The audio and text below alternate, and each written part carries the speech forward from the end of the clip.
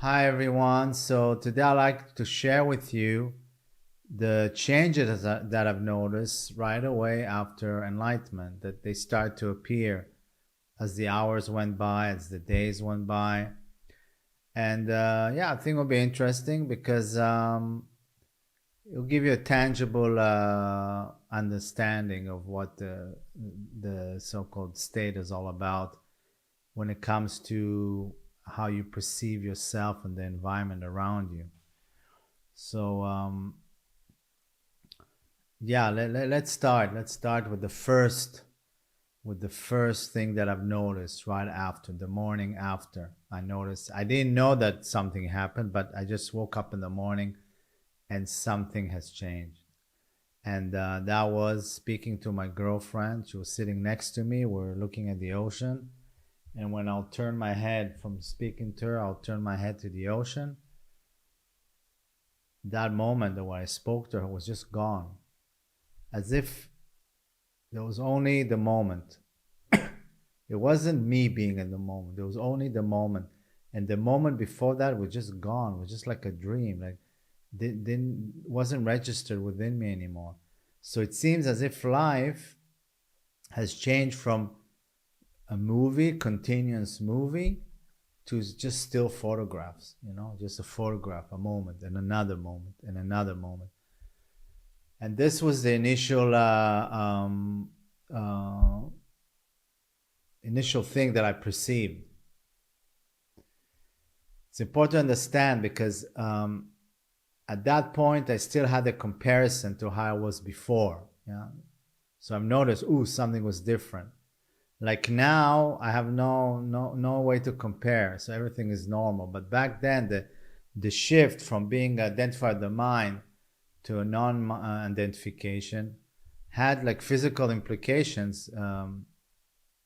Yeah, had physical implications with how I perceive the reality. Second thing is I went to the bathroom and I look in the mirror, and yeah, I knew it was my face, but I didn't feel like as if it was my face. I was not attached to this face. So I couldn't care less if there would be another face there, or if I look in the mirror, I'll see I don't know, an animal or a puppet or whatever. There was completely no caring for the physical appearance, and yeah, this was pretty shocking. Let me tell you.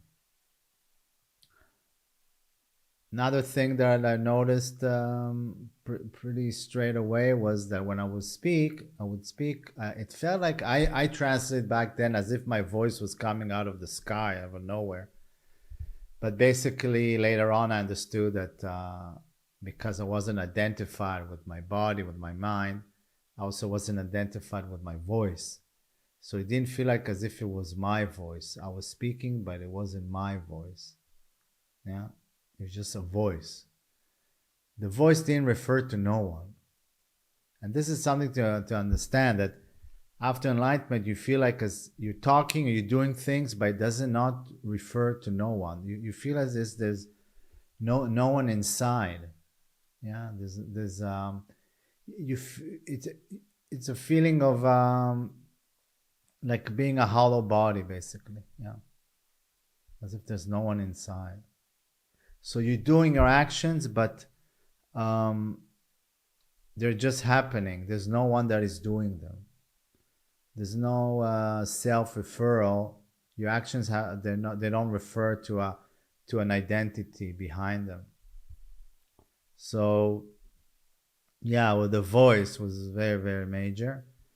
And another thing was that there was an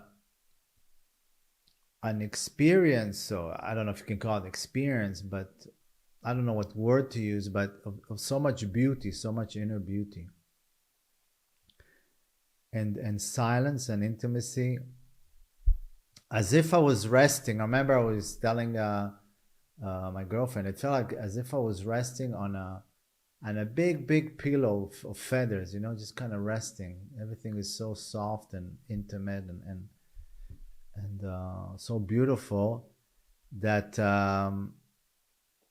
Yeah, I remember feeling, if laughing about it, that this beauty is so surpasses physical beauty by so much, you know, that physical beauty cannot match the inner beauty that I so-called realized to be myself.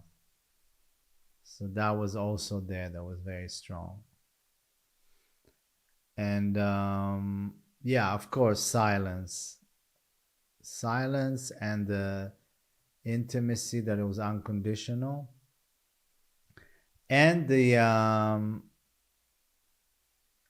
lack of interest to participate in things that make you happy.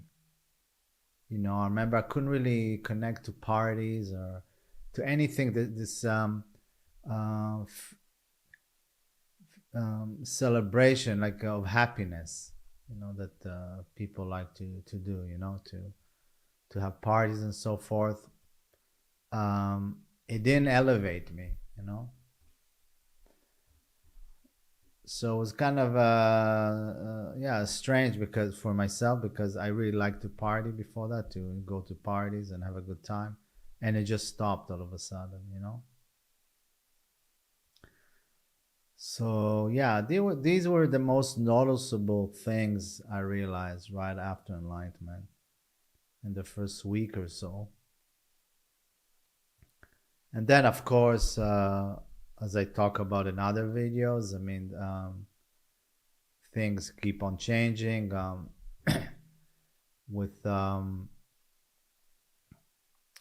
yeah, with shadow work, and you know, you evolve as a human being, you have a family, and so you still grow, you know, you still grow, you still evolve, and from this new realization of who you are, which is challenging.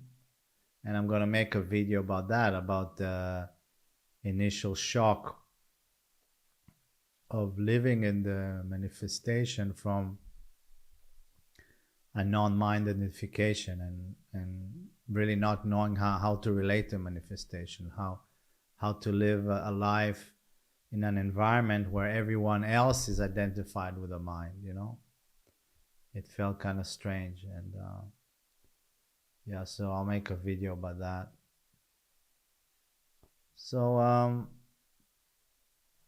yeah, again, just want to share with you so you get a more of a tangible understanding of what it's all about, and more specific, more personal from my point of view, from my experience. And yeah, this is why I'm making these videos, because I want to share without filtering, you know, without holding anything back, just sharing with you everything about spiritual so-called liberation and human transformation. So, okay, so yeah, thank you very much. Bye bye.